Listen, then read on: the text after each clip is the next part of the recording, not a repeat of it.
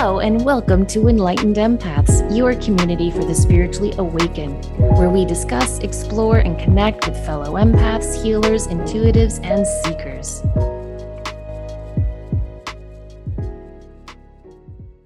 Hello, everybody. We are so excited that you are joining us once again to tune in to the Enlightened Empaths community. We're going to be sharing some great questions and stories that you all have sent in. And so we hope you enjoy and sit back and listen. And keep in mind, if you ever want to send in a question or story for us to read on the air, you can email us enlightenedempaths@gmail.com, or you can message us on our Facebook page. Just search Enlightened Empaths. Okay, I'm going to start us off, Denise, if that's all right with you. Oh, that's perfect. Thank you. Okay, our first one says, my sister and I both listen to your podcast, Enlightened Empaths and Psychic Teachers, and we enjoy talking with each other about all things spiritual. We only started really exploring this realm and our connection to spirit in the past 2 to 3 years. The story we're going to share took place in September 2019 and involves both of us, so we're both going to chime in here. I will start by telling my side of the story. My husband and I have been trying to get pregnant for many years, and we started a cycle of IVF. During this time, I also started to go to acupuncture, and I was reading a book that my acupuncturist recommended called Spiritual Fertility. By the way, I highly recommend this book to anyone struggling with infertility. In this book, she talks about how you can connect to the spirit of your unborn child. I began writing journal entries to my spirit child, explaining what I was going through and trying to make a connection. After my egg retrieval, we ended up with only one good embryo. As I was driving to my appointment to have the embryo implanted, I thought, I need to be in the right headspace for this. So, as a lover of Christmas music, I decided the best thing would be to turn on some Christmas tunes. I quickly pulled up a random Christmas playlist on Spotify. The first song that began playing was All I Want for Christmas Is You by Mariah Carey. First of all, I love that song, but as I listened to the lyrics, it dawned on me how appropriate the words were. Here are some verses. I don't want a lot for Christmas. This is just one thing I need. I don't care about the presents underneath the Christmas tree. I just want you for my own, more than you could ever know. Make my wish come true. All I want for Christmas is you. I started to tear up as I was listening, and I felt so hopeful, thinking, this is my baby's way of communicating with me. When I got to my appointment, I texted my sister telling her about the song. Now, here's where my sister tells her part of the story.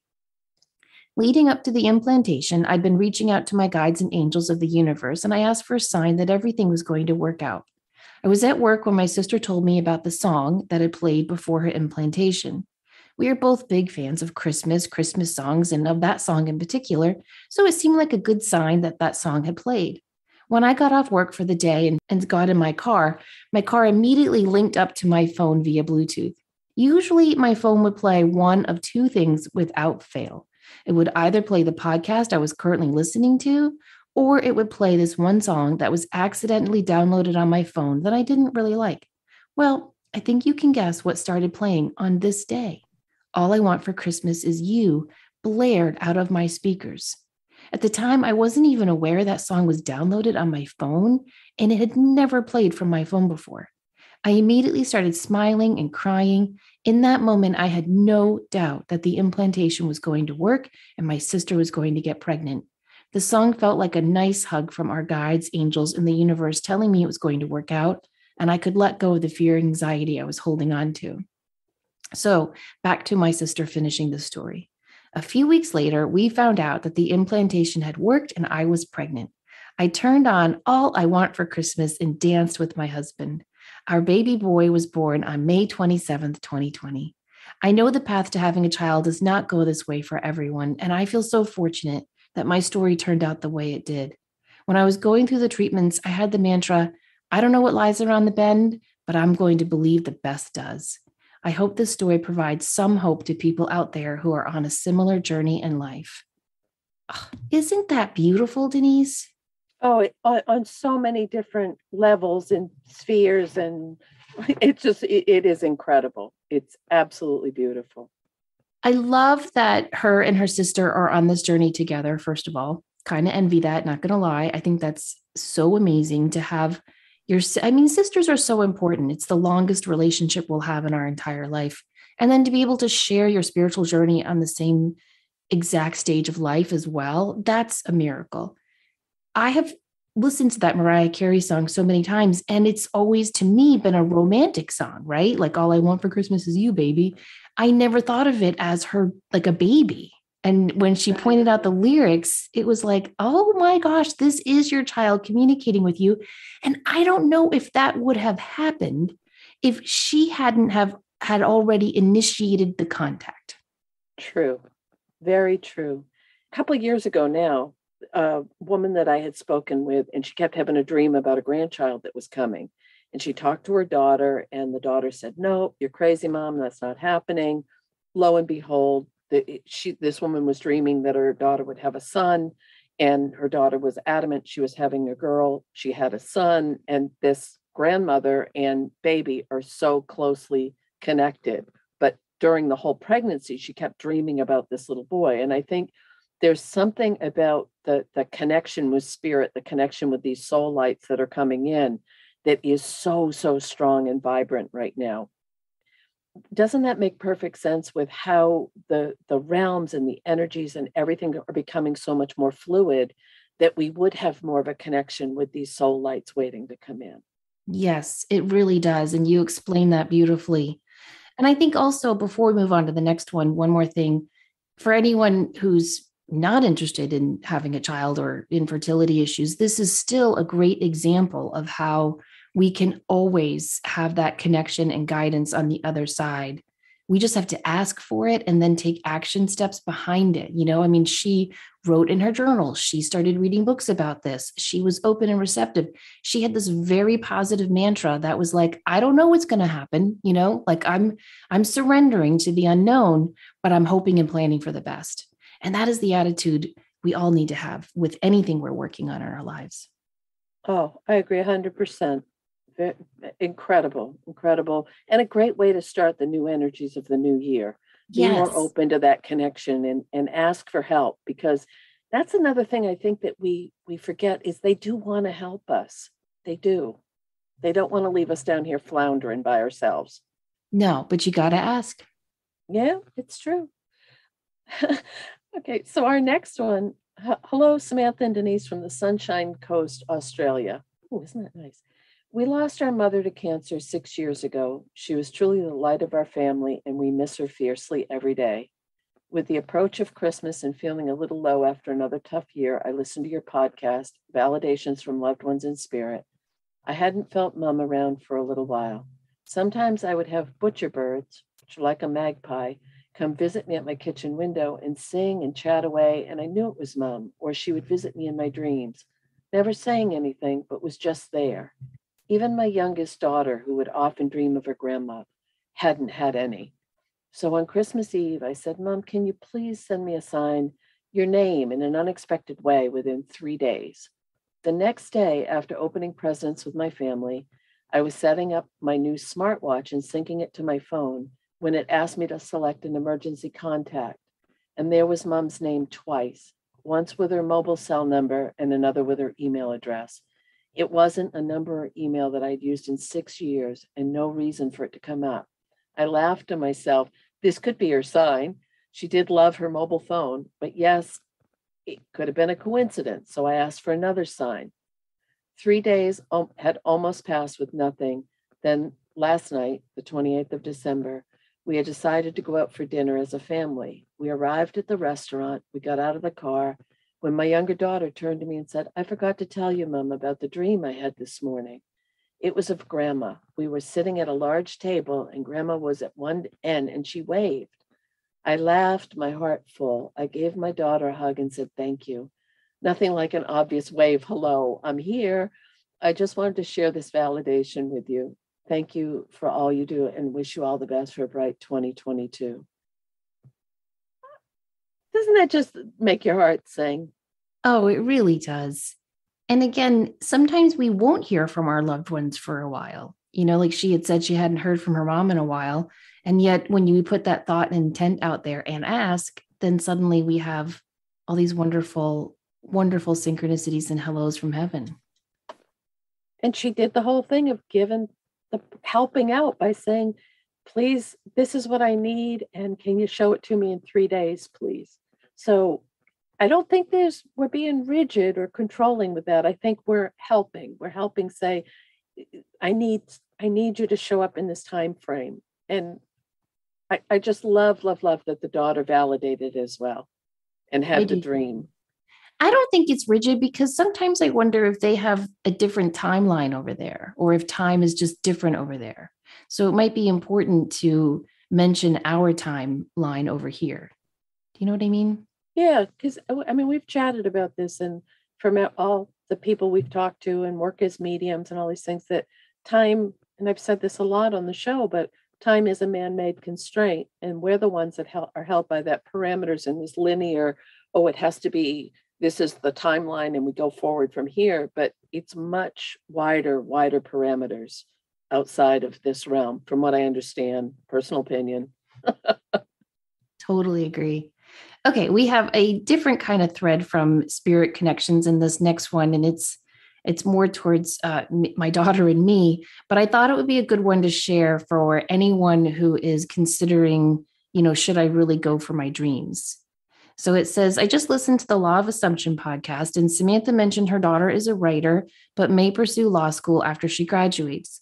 I majored in theater because I love performing, then graduated and didn't know what to do. I taught theater at the middle school level, but that really wasn't my calling. All along, I'd been making films and writing sketches and scripts to perform in. I applied to screenwriting programs and got in. Now I live in Texas. I recently graduated from my MFA program, and I work a 9-to-5 job where I literally watch TikTok for a living. On weekends, I write and perform, and I'm still working on scripts I wrote during grad school, just revising and rewriting. I am so happy. My fiance majored in music, had his own band that didn't make any money, but his day job was performing in a wedding band. Promoting his own band taught him how to use copiers and print, so then he got tired of road life in the wedding band and worked in a print shop. Now he works at a publishing company with a salary and benefits.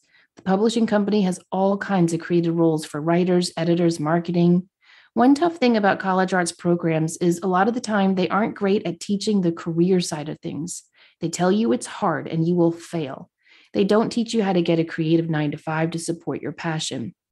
If your daughter truly wants to pursue a creative career, let her know you don't have to starve. My best advice would be to learn Photoshop and maybe video editing if she can at school. Creative careers are always asking you to be familiar with these programs. If she's ever curious about screenwriting, filmmaking, or becoming a TV writer, feel free to reach out and send her my way. Isn't that lovely, Denise? Because how many times are we told that? Oh, you want to be a starving artist? Right. And yet here we have this wonderful example of how she and her fiance pursued their dreams. They're doing it. They're working on it. They're making a great living, getting benefits. I love stuff like that. Me too. Me too. And also, if it's in your soul to be a creative, I see so many people that are exactly what you just described. They're in that mindset of, I'll never make a living. I won't be able to be successful. I won't be able to. Those are all somebody else's opinion. And your quality of life and how you choose to live it is totally up to you. Yeah. Never, ever discourage someone from following their heart and their dreams. And we may not get it, but we have no right to dissuade them either. No, we do not. And you might get something better, but you never know until you try. And I think our definition of success is different from other people's, and other people's are different from the person next to them. One thing I do love about the school my daughter attends in the English major, once you're in that school of English, they do have a lot of programs where they have like visiting writers and editors and agents, and they do all these like Zoom talks about, careers you can have. And they had this one writer come to talk to them. And I really admire this writer. And I was like, can I jump on the Zoom call? And she was like, no, Mom, but I'll tell you all about it. So she calls me after and she was like, well, he was nice. And I said, well, what happened? And she said, well, he kind of just kept dissuading us and telling us you really can't make a living off being a writer full time unless you're like huge, like a big best-selling Stephen King writer. Otherwise, you have to have a full-time job. So one student asked, well, about how much could I expect to make as a writer? And the writer says, well, last year, I only made $120,000 off my writing gig. Oh my. And Olivia was like, hello, come back to Earth. Like that's a pretty Wow. damn good living. So it's Yes, all perspective. it is. And to go back to the note again, the email that you just read, I love that they're following their hearts in there. Like they yes, they have their creative gigs that are paying for what they're doing, but they're doing it in their spare time, in their weekends and their evenings. They're still following their heart. And you and I did that for years. We had real jobs, so to speak, and I'm doing the obnoxious air quotes with that. But we, all the time I was teaching, what did I do on my time off when I wasn't, if I had a class or something, it was juju. Yeah. Those were the books I read. Those were if I had the opportunity to take a class, or it might have been really deep in that closet, but that was my interest. And I kept that connection and thread to it. So if you're thinking my job is boring, or I don't have that option, or I don't have that, find some little bit of time in your day or your week that you devote to what you really love, and you'll be amazed how that structure will allow more of it to come into your life when you do set aside that time, and that making it a priority, pretty much. Beautifully said. Our next one, I'm feeling very awkward reading this, but it says, I wanted to give a huge shout out to Denise. Well, thank you very much. I recently did a past life regression with her. It was my first experience with any sort of regression or deep reading, and it was absolutely incredible. Her gentle guided meditation helped walk me step by step over the threshold into the spirit world. There I met one of my ancestors who gave me extraordinary advice that was very validating and helpful for the season of life that I'm currently in. It was one of the most amazing experiences I've had since discovering this amazing world, and I can't wait to sign up for a reading. Thank you for everything, Denise. Well, thank you for that kind word, because those are very, very personal experience, and I appreciate your feedback. So thank you.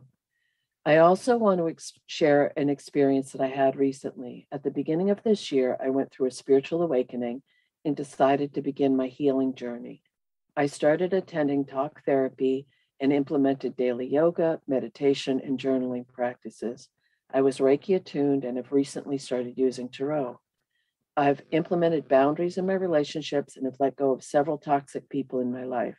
This year, as I've progressed on this journey, I've seen a community of spiritual people literally manifest in front of my eyes. It's almost as if we are magnetized to find each other. A few weekends ago, my brother came in to visit my family. He's in the Army and is stationed on a military base in North Carolina.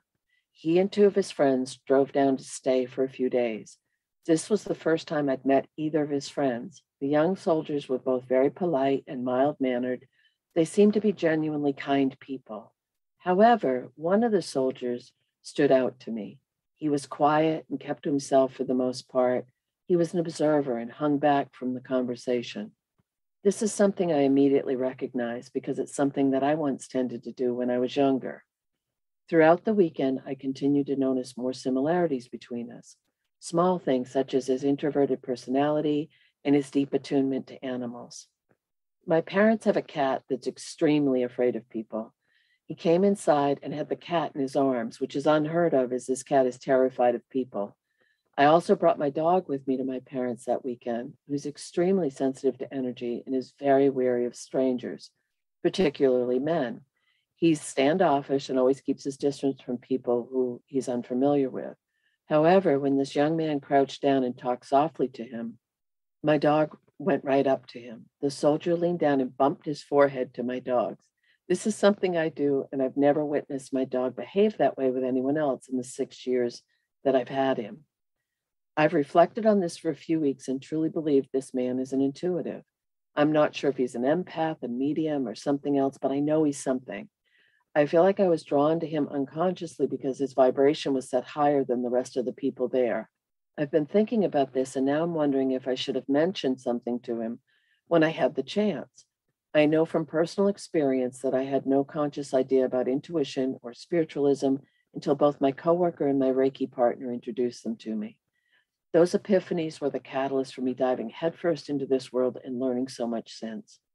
My question is this: as an intuitive, is it our place or are we responsible for planting a seed for someone that they have abilities. I'm wary of approaching the subject as it has the potential to invoke defensiveness and a fear-based reaction. I don't want to accidentally step over someone's boundaries. However, I can't help but reflect on my own experience. I hold so much appreciation for the coworker and Reiki partner I had those conversations with, but I really feel like they gave me a nudge in the direction that has ultimately allowed my spiritual and physical life to blossom. I can't help wondering if I should have said something to this young man before they left. Well, first and foremost, talk about the gates opening, the floodgates opening and connecting with that spirit of divine. What a beautiful, beautiful tribute to someone stepping fully into their power, their light, and their purpose, and accepting, wow, I am an intuitive. What is it John Holland always says? You're a soul having a physical experience. You're not a, whatever the expression is. It feels like she's really exemplifying that in herself, like truly, truly tuning into that. As far as approaching someone, that's a hard one, isn't it? It is. It is. Especially a guy who's with his other guy friends to walk up and be like, I think you're an empathic healer. Might not be what a young person wants to hear when they're with their buddies, right? And the military connection. Yeah. That's not something that they're probably going to encourage. No. I would probably have said, gosh, you have such a wonderful way with animals. I probably would have highlighted that a lot just to pull him into the conversation a little bit and see where that would have led. And if it was just shut down, I'd leave it shut down. But if it was like, yeah, I feel like I have a really good connection with animals in nature, then that could lead to something else. But I probably would have started with just my observations. That's exactly what I thought too, because animals, they're a great opening line, aren't they? Yes. Having a few taglines or a few statements you can use. If people are in that zone and they're intuitives or they're empaths or they're mediums, oftentimes when you broach the subject and you have an opening line, people will let you in and let you know. Yes. Yeah, that's true. And it's hard because I think we're all on our own hero's journey. And if you follow Campbell's hero's journey, it's the hero who has to make the first step, right? And so a part of me is like, well, when he's ready to fully step into his abilities and gifts, he'll make that known. But then another part of me is like, well, on that hero's journey, we're supposed to meet mentors and teachers. And what if she's a mentor or a teacher? Right. But again, I think that oftentimes that person needs to initiate that somehow. So I definitely hear her dilemma. And I think it's hard to just walk up to someone and say, I think you're psychic, or you might be a medium, or you're gifted in some way with animals. That can be really, really hard. But often just asking a couple of questions can let you know. Something that I do is I usually have crystals with me, and I'll just say something like, I love the way you are with animals. This is a really great stone to hold to just help facilitate that ability. And I know it's silly and you might think it's just a rock, but just keep it with you as a good luck token. And sometimes that can be a nice opening as well. Oh, I love that. And, not to be location biased, but in your part of the country, in North Carolina, you also have the religious perspective and you don't want to offend anyone. Right. And what flashed in my mind is I met this woman years ago, and anyway, I don't need to go into the whole story, but her energy was so open. I was convinced this woman is open. She's a medium. And it was just so clear. And we really clicked. I was purchasing something from her. And then I felt her husband who had passed so strongly. Like I've shared this with you, we're clairvoyant. We see things in our mind's eye, but every once in a while we'll feel it so strongly or see it so strongly. It's almost like an apparition. And that's what I got when I was talking with this woman. And I was leaving and she said, so what was it you said you did? And I said, oh, I'm a medium. And I watched her whole face change and the defensive wall come up. And she did everything but genuflect and make sign of the cross. And I thought, And I thought, oh shit. But so you don't know, but I agree with you. I do think part of our job as intuitives is to open that doorway. And if someone chooses to walk through, that's up to them, but not to lose our sense of self in the process. Yeah. And lastly, let's never discount the power of prayer. And she should keep this man in her prayers and just pray that he finds the journey that is meant for him. Because we're all here to express and connect with our own intuition in our own way. Oh, I love that. Okay, our next one says, I have loved your show since I found it nearly 3 years ago. You both have helped me through some of the toughest times in my life. I'm 30 years old now, and I'm an empathic, highly sensitive person. My first Saturn return ended in November of 2020, the month I received the news that my dad had stage 4 stomach cancer. I was living 1,300 miles away and had very limited resources to visit or even move. By the month of June, my inner voice was screaming that I needed to move back.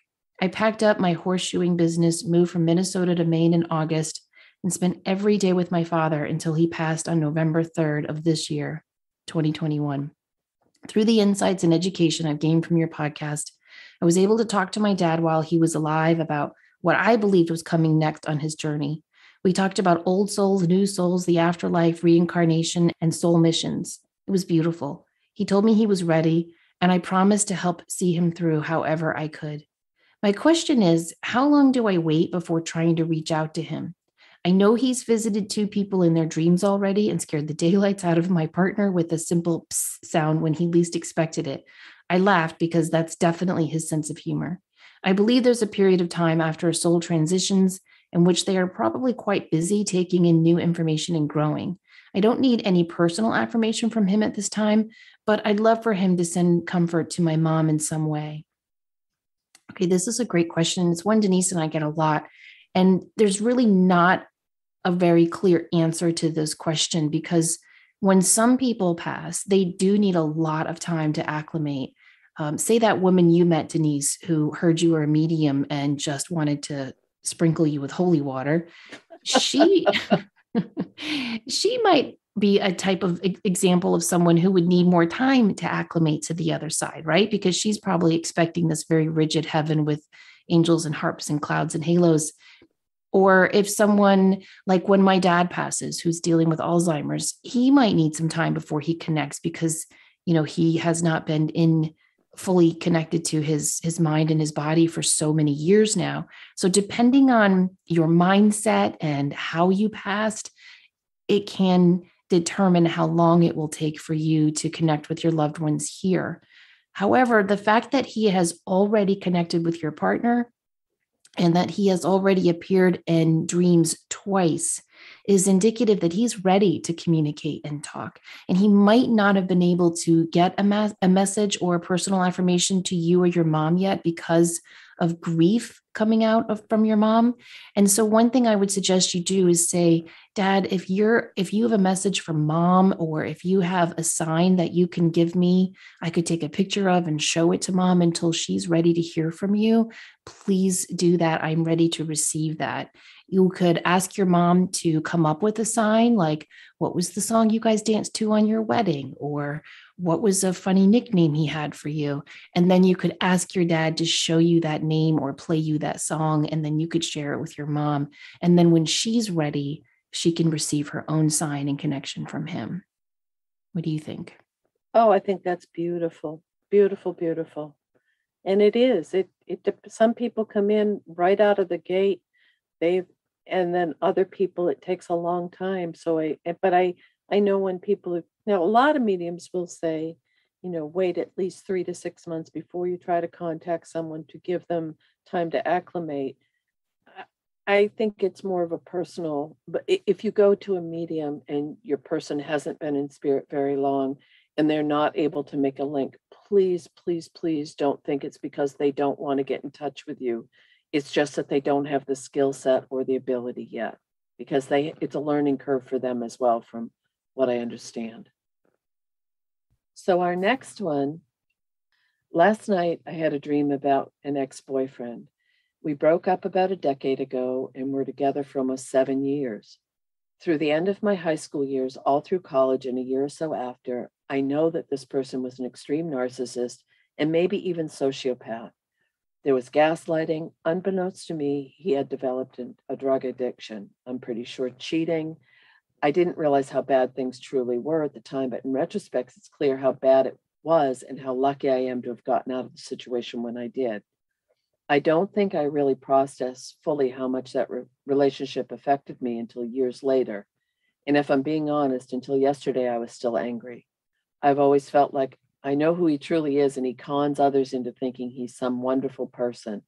It just left me frustrated and feeling like I was being gaslighted all over again. Last night in my dream, we spoke. I have not seen him since we broke up a decade ago.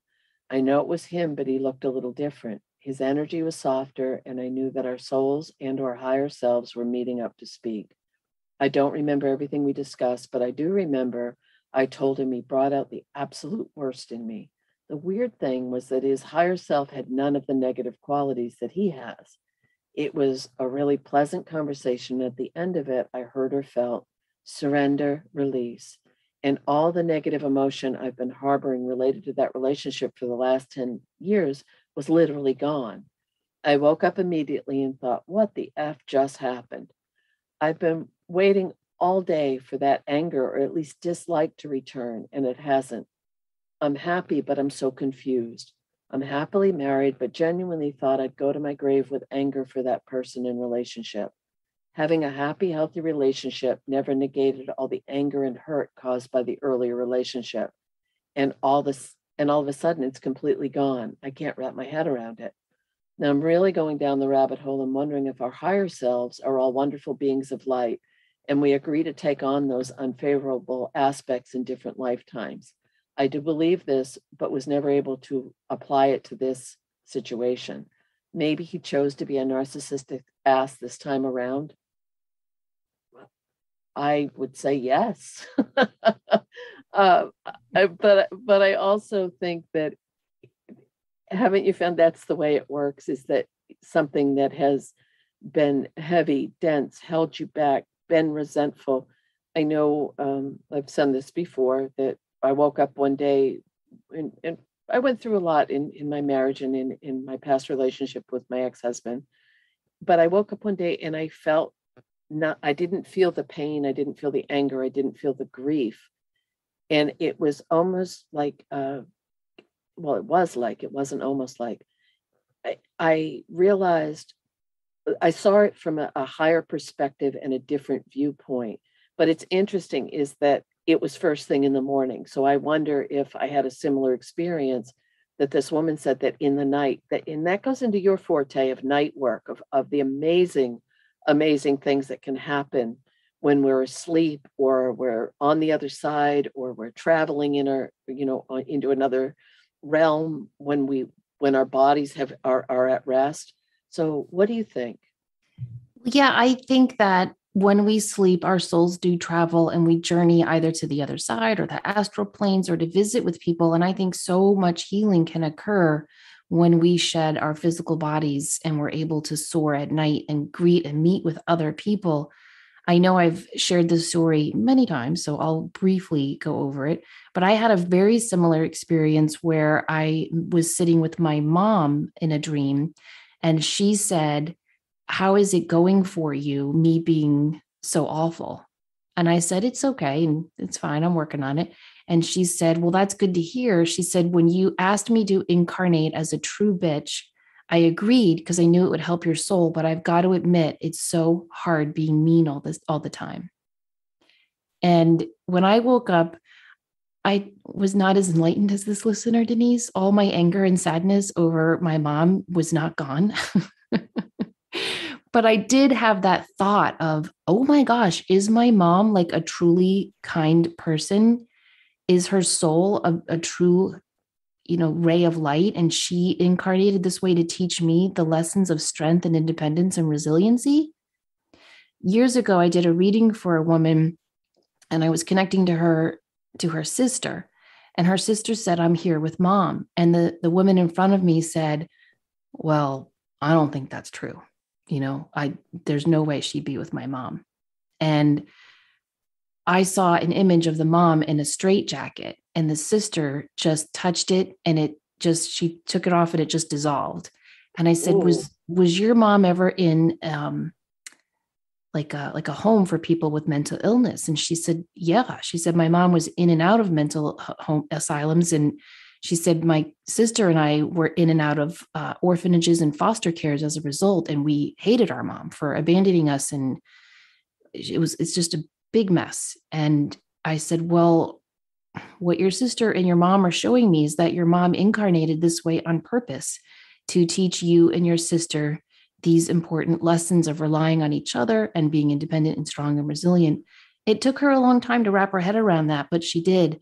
And so I do think there's a lot to be said for these different aspects of our souls that it really makes you rethink evil. Even if you look at the early teachings on Lucifer, Satan, whatever you want to call him, he was originally called God's adversary, right? Like God created Lucifer.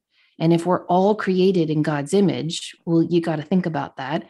And God asked him, now remember, Lucifer's name means light bearer, light, like the great light, something with light. And he asked him to be the adversary to humans to teach us strength and resiliency and character and wisdom. And so you just have to wonder sometimes if these people who are in our lives and they do feel so narcissistic and so sociopathic and they cause us so much hurt and pain, is there an element of free will here where they have chosen this hard, because it's hard. You got to admit, like, I think it would be so hard to be that angry and duplicitous and conning people. Oh, that would suck, like really, that would be hell on earth. If sometimes I look at the way my mom lives her life as a narcissist, and she seems so proud and pleased with her manipulations, but I think, oh, that looks awful. It's got to be hard for them. And it's definitely hard on us. But I mean, think about the narcissist in your life, Denise. Haven't you grown so much as a soul because of those experiences? 100%. I couldn't be who I am now without those experiences. Yeah. And one of the signs I get when I'm doing readings is snip, snip, snip, which, that's just a weird thing. But whenever I get that, it usually means that the person I'm speaking with has been through so much more than people realize. And the other part to that is usually when you've been through such a depth of pain or loss, or you've dealt with narcissists, or you've been manipulated, or all of those different aspects so many of us have experienced, the beautiful part of it is it gives you a level of empathy, compassion, and understanding that most people aren't able to tap into. So even though it can be a living hell at the time, it's a soul development, or it's a character. I used to joke and say, I don't need any more damn character. It's fine. Thank you. I don't need another character builder. But in retrospect, don't you find that it's allowed you to be the mother that you are because there were certain things you promised yourself your girls would never experience? 100%. And I've said so many times, I would never be this intuitive or spiritual without being raised by my mom, because I had to tune into her ever-changing moods. Exactly. And so I think that turned on my intuition. Can you hear Charlie? I can. So this all reminds me of something that happened this week that I kind of want to share with everyone. So my mom is a narcissist, but my dad has always felt very protective of us as a result. And one thing he has expressed throughout the years is he's been afraid of dying first and leaving us alone with her, to the point where my good friend Dale is an intuitive, and she came into town and I had talked about her, and my dad was like, I want a reading with her. So she gave him a reading, and afterwards I called her, and I wasn't asking like, what'd you tell him? I just said like, how'd it go? And she said he only wanted to know one thing: would he die first? And I said, well, what'd you tell him? And she said, well, I had to tell him the truth, and I think he's going first. And I was like, oh, great. I knew that was going to weigh on his heart. That was like in, I don't know, 2008 or 9. Anyway, so I really think half the reason, or maybe more, that my dad is hanging on with this illness is because there's this part of him that remembers, I don't want to go first. So he's had some health issues and whatnot. And so I went in to see him last week, and he was really out of it, had no clue who I was. And I got him in his wheelchair, and I always take him into the chapel, and we say our prayers. And I'm kneeling next to him in front of the altar, and he's in the wheelchair, and I start saying our prayers, and I hear this whispering, and it sounded like if you leave a podcast on your phone and it's in your purse, that muted kind of whispering. Yeah. So I paused and I opened up my purse, and my phone's off and it's on silent and there's no volume. And I'm like, well, that's weird. So I'd finish our prayers and I take him back to his room, and he loves it when I do a little manicure on him, and I wash his hands and I clip his nails. And so I'm doing that, and I hear the whispering again. And I'm like, what the heck? And I'm like, okay, wait, Samantha, you're an intuitive. So maybe someone's trying to tell you something. So I just paused and I'm like, what are you trying to tell me? And I saw an image of a cord being cut. So I did the Reiki symbols and I put my hands on his shoulders, and I just started praying over him. And I called on Archangel Michael and Archangel Raphael and all the archangels. And I said, please, Michael, with your mighty, mighty sword, and Raphael, with your beautiful light of healing, please help my father. And I said his full name, cut any and all cords in all directions of time too. And I said my mom's full name. And I just kept repeating that over and over. And I said the Our Father and the Hail Mary. And I just kept visualizing these cords being cut.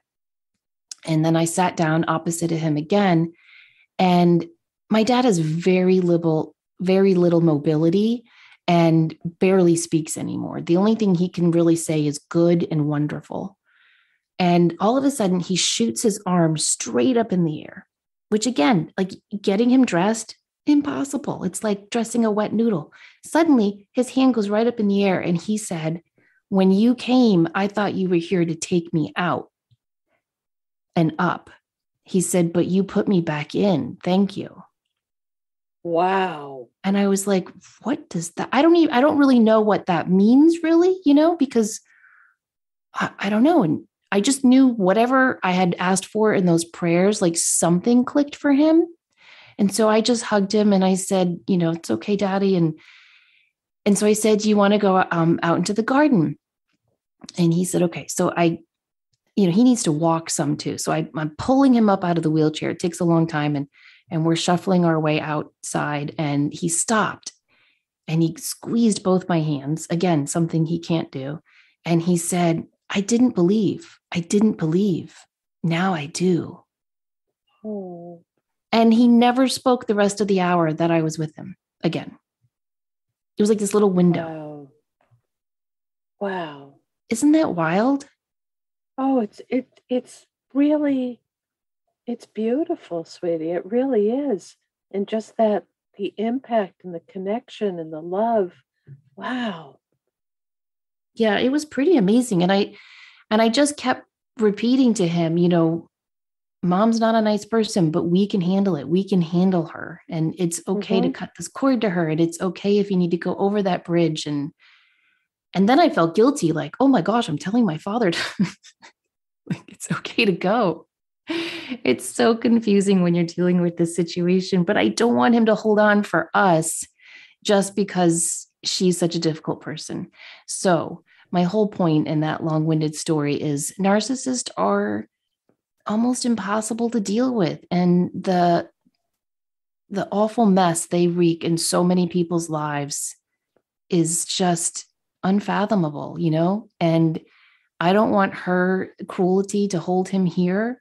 And I don't want this listener's cruel boyfriend to hold her down with any resentment or anger.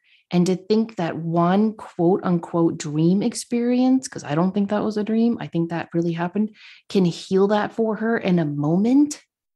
What a gift. Oh, I agree. I agree entirely. And thank you for sharing that story. Well, thank you guys for listening to me babble about it. All right. Our next one says, hi, ladies. I was listening to your episode on the power of words and how we should be careful what we say and think, because those things can manifest into our physical reality. As a person who was fascinated by languages, one thing instantly jumped out at me.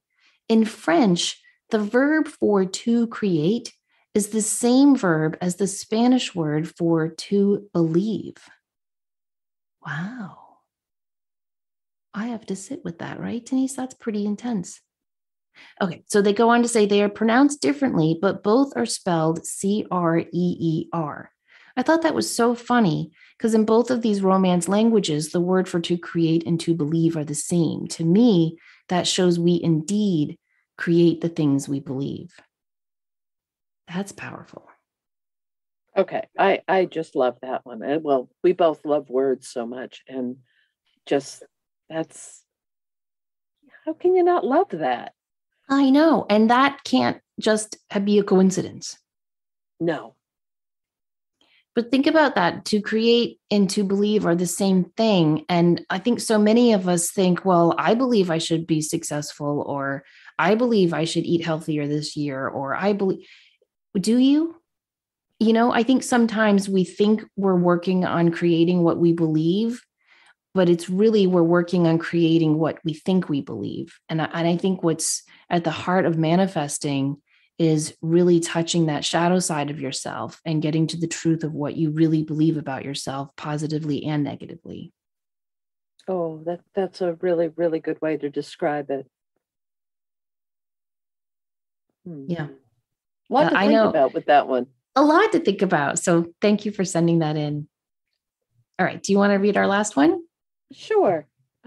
Over the past 2 weeks, I keep seeing birds. First, a house sparrow broke into my apartment. Then, in the past few days, birds keep ramming into the window I sit next to in my office and in my living room. I'm assuming they're sparrows or pigeons, turtle doves, but I haven't seen which birds actually hit the window. This has happened about 3 or 4 times now. I have a hunch this is a sign that Mother Earth is trying to communicate with me, but I'm not quite sure what it means. I'd love to hear your thoughts on what this could mean. Well, I've said this over and over, and it's the way I basically live every day of my life as I trust nature and animals and signs from spirit that come through in the natural world more than about anything else on the planet, because there's a purity and a sense of truth to them that people haven't gotten in the way with. So if the birds are coming, and off the top of my head, I can't think of specifically what sparrows and pigeons, but we've mentioned, Animals Speak by Ted Andrews. Dr. Stephen Farmer has a book on spirit guide animals. There's so many resources available that, my own personal opinion, find a resource that you trust and rely on, because, and this sounds judgy pie pants, and I don't mean it that way, but there's a lot of garbage out there. Like, people will post a site and they'll say, oh, this is what a turtle dove means. Find a resource that you really trust and can rely on and that resonates with you, because I think that it's important. But as far as the birds coming and the connection with Mother Earth and nature, that's been a very prevalent and strong collective energy that so many of us are feeling right now. Well, and besides looking up the metaphysical meaning or spiritual meaning of the birds, look up about the birds as well. I mean, turtle doves, Carolina doves, for example, they mate for life. And so very often when you see a turtle dove, a pigeon dove, a Carolina dove, it's all about love. And sometimes it can be a hello. If you've lost a spouse or a partner, it can be a hello from them. And sometimes it can be a sign that love is coming to you. So I would recommend that you look up kind of the personality characteristics and habits of sparrows and doves, but also think about what's going on in your life when that bird hits your window. And then go outside and check on the bird, because I worry about that too. Like, are they stunned? Are they okay? Could you maybe hang something up on your window? Because it could just be an issue like that too, right? But if something's going on in your life that you're thinking about and you're worrying about or hoping for when these incidents happen, that could be a way for you to get to the heart of what this particular message means for you. That's an excellent description. And I did have to grab my little pocketbook of spirit animals, and I would love to share sparrow real quick, if good. that's okay. So this is from the Pocket Guide to Spirit Animals, Understanding Messages from Your Animal Spirit Guides by Dr. Stephen Farmer. It's a nice little resource to have, and small book. So it says sparrow, and especially since the sparrow came right into her apartment, that seems relevant. This is a very productive and prolific time. Look for the nobility in the most common of things and people, including yourself. Walk with poise, your head held up, eyes straight ahead, showing the world your self-respect and dignity. Your heart is opening more and more to the love you receive, and you're more readily expressing love. Your energy and vitality are awakening, and you'll find yourself whistling and singing without even being aware of it. That's a nice little message right there. That is a nice little message. I love it. And I love that she's paying attention, because this is how our guides and our loved ones and the universe as a whole talks to us so often, is through nature.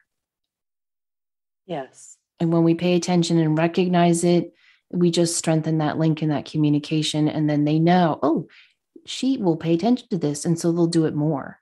And then you start to have this wonderful kind of dialogue between you and the unseen worlds, which is very exciting. It is. So, and they'll always, they're so damn true. They'll always show you what you need. Yes, that is truer than true, Denise. Well, thank you guys so much for listening and sharing a part of your worlds with us. We appreciate your emails and your stories and your questions. We hope you have a wonderful week, and we look forward to seeing you next Monday. In the meantime, please remember to show up, do great work, and share your light. Take care.